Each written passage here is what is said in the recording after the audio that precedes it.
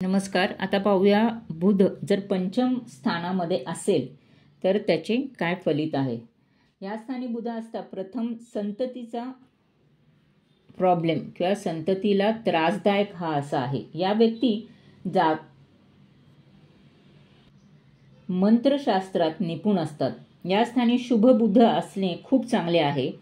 हा शुभ बुध सद्विवेक बुद्धीचं स्थान आहे. त्याचप्रमाणे मौज करणे, कर्मणूक, चैन अशा सर्व ह्यांना चांगल्या सवयी असतात.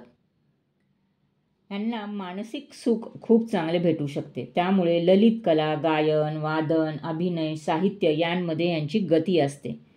यांना देव ब्राह्मण गुरुवर्गातील भक्ती असते. हे विद्वान, विद्याव्यसंगी, साहित्योपासक, पंडित, कलावंत व मंत्रतंत्र जाणणारे असतात.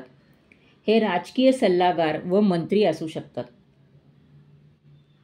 हे राजकारणामध्ये किंवा वादविवादामध्ये आपली खूप चांगली उत्तम छाप ठेवू शकतात. हे उत्तम बुद्धिबळपटू सुद्धा असू शकतात. मैदानी खेळ, बैठी खेळ ह्यांना खूप आवडतात.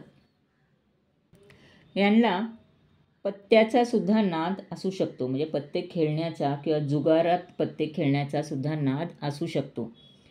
हे राजकारणी लोक असतात कारण का ह्यांचा बुध चांगला असतो. हे सुप्रसिद्ध राजकारणी सुद्धा होऊ शकतात. हा बुध बुद्धिमान संतती देतो. चैनीच्या गोष्टींपासून खूप धन देणारा हा बुध आहे. पण जर हा बुध अशुभ असेल, अशुभ ग्रहांबरोबर असेल तर हा मानसिकता खूप दुर्बळ बनवतो व संतती सुद्धा दुर्बळ बनवते किंवा संततीला काही प्रॉब्लेम असू शकतो.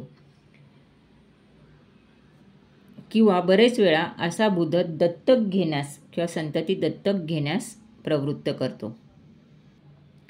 यांना ऐश आरामाची आवड असते. प्रेम प्रकरणात फसवणूक होऊ शकते. तर हा असा शुभ बुध ह्यांना खूप चांगला राजकारणी, वक्ता व बुद्धिमान संतती मिळून देऊ शकतो. पण जर बुध अशुभ असेल तर ह्यांना संतती दत्तक घेण्याचे योग किंवा वाईट विद्या अवगत करण्याचे योग येऊ शकतात.